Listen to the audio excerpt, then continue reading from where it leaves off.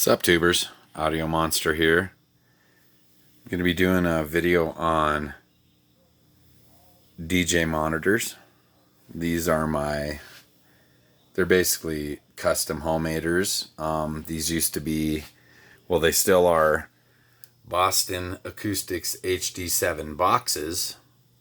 And what I did was they had a 7-inch woofer. I put a higher power 8-inch woofer in here and a ribbon tweeter to get really crisp highs in there. And as you could see, they're kind of gooped in there and stuff because the Boston Acoustics have like kind of square frame drivers. So you might be looking at these like those are junk or something. But I don't think so. I think they're real high quality. They put off a good sound. They're not ported, so they're very tight. Ported speakers kind of put off a boomy bass. That's why I decided to do this. And I just figured why throw away these boxes when I made them work. They're great. I'm not saying to do this, but my whole point is when you're looking at DJ monitors and you're thinking like, how much money do I need to spend? I'm going to go into that. Now I think I spent like, I don't know, $75 on both woofers and about $75 on each of these. So that sounds a little extreme, $150 for some cheap, unpowered speakers. I also put on some of these guys here, some pole mounts on the bottom. You could buy these, so you could do that to any speaker. But I'm going to get into what you guys should do, because I'm quite a unique person. I enjoy fine-tuning things, and then I like, this sounds weird, but I kind of like living with some junk. Like, this isn't junk, but you know what I mean. I like, things don't have to be perfect for me. I enjoy getting by with only what's necessary. So let me explain what you do need. So say you want to DJ on some powered speakers but don't have much money. You could buy like some studio monitors. Those are heavy. Those are like 40 pounds a piece. I don't really recommend those. I do like, these are Behringer's Truth, and I use those for my studio monitoring. They have a really good sound. They were modeled after the Genelec, like $3,000 per side. They're real good speakers. But like you could get some cheap ones, some 5-inch, say like M Audio BX5s, A's or something. And they're going to have decent sound, okay? But, you want to be inspired by your music when you're mixing. When you're mixing, you want to know what kind of effect your song's going to have on the crowd. So that's why I have a little subwoofer down here. And I know it's dark. I don't care if you can't see it. It's just a little 8-inch subwoofer. And then I have, oh, that's great. I left my power amp on. That's fun. So the subwoofer is the inspiration. Let me put it that way. So you want to be inspired. You can have some cheap monitors.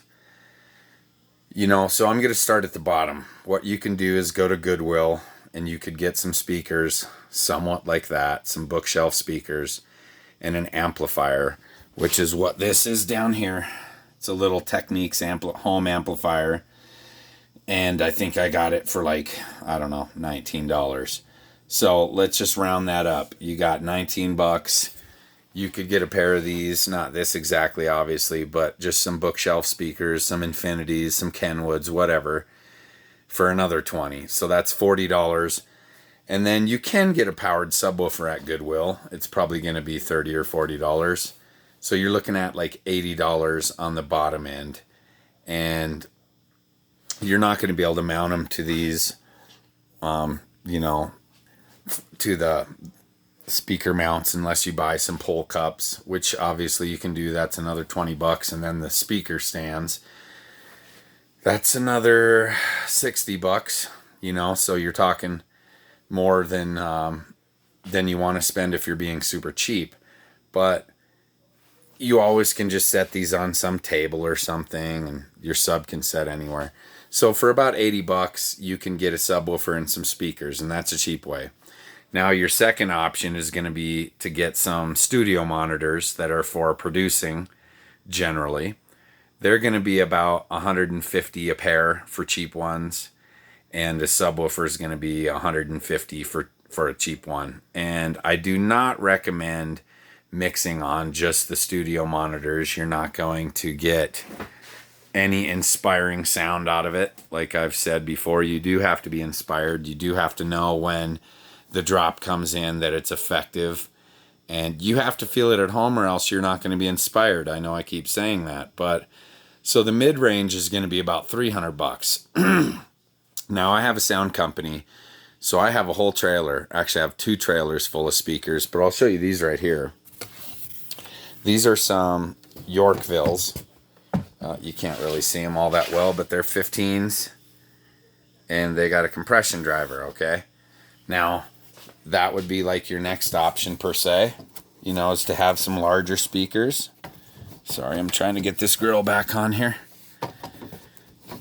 I'll do it later. So, that's your next option, is to get some 15-inch or something there, and an amplifier like one of these guys down here. You just run it through an amp, and you're going to get some good sound out of that, but I still would recommend the subwoofer.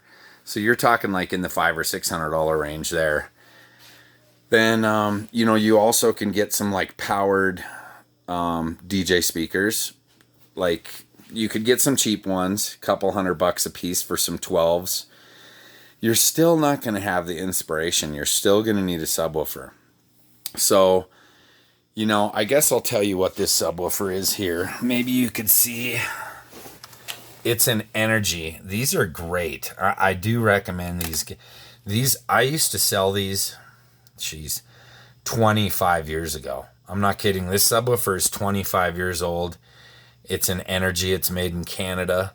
It has a separate power supply, and you can run speaker wire in. The speaker wire is coming in here, and it's split off to the tops also. So this is just getting a signal from these speaker wires, or you can run the RCA out. My amp is so cheap that it doesn't have a subwoofer out. That's why I have to basically loop it here, get the signal from the speaker wire out.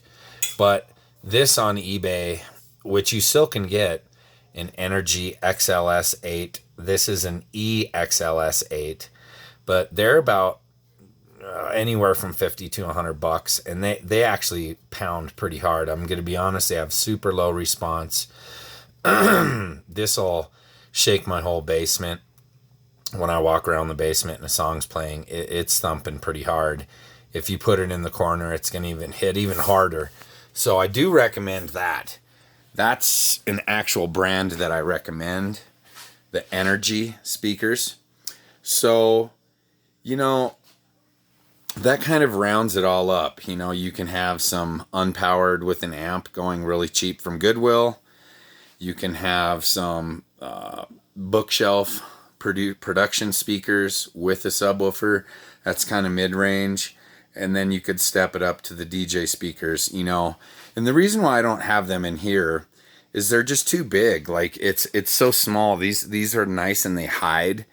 And one more point that I want to make is you don't want to ruin your hearing. I've been in the scene for many years, and quite a few of my friends, and like I told you, I have a sound company, so when I do sound, they want to keep turning the monitors up so loud it's not even funny. And it's because they're deaf, and they'll even admit it that they're going deaf. So you want to have this as like an acceptable level, and then your subwoofer is going to hit kind of hard. You know what I mean? To get that inspiration is what I call it. So that's kind of the main thing, is you don't need to blow your brains out at home. It's just stupid. And, there's a couple other things you want to think about too. Are these your only speakers? Like, you don't want to buy some bookshelf speakers if you want to take them out to a friend's house and have like a house party. Then you're going to want some like power DJ monitors, and you're probably going to want to have a little bit bigger. Well, not really.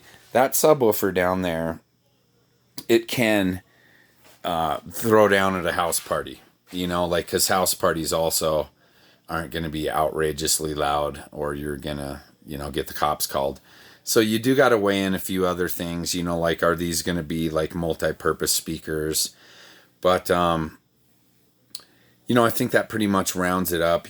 It's your decision. How much money do you want to spend? How much space do you want to take up? How loud do you really want it to be all the time? And, you know, can you afford the inspiration, what I call it, inspiration, the subwoofer? So I hope this helps you guys. Please like and subscribe subscribe to my channel and like the video, please. It's going to help me out, and that inspires me to keep doing more videos. I'm also going to do many other videos on monitors and such, and how to use them while you're mixing with the booth. So that's it. I'll keep this as short as possible, but Audio Monster out.